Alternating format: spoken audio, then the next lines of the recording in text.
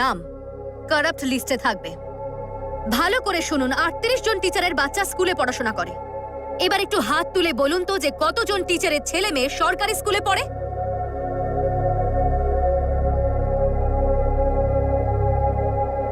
যদি আপনারা নিজেদেরই বিশ্বাস না করেন তাহলে বাকিরা কি করে করবে?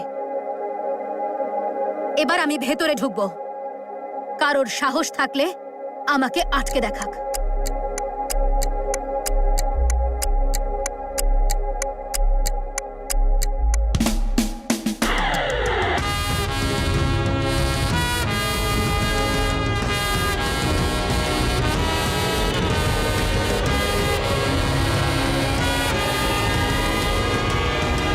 মহিলা কোনো ভয় না পেয়ে সবকিছুর মোকাবিলা করে, যে কোনো প্রশ্ন করলেই চোখে চোখ রেখে উত্তর দেয়।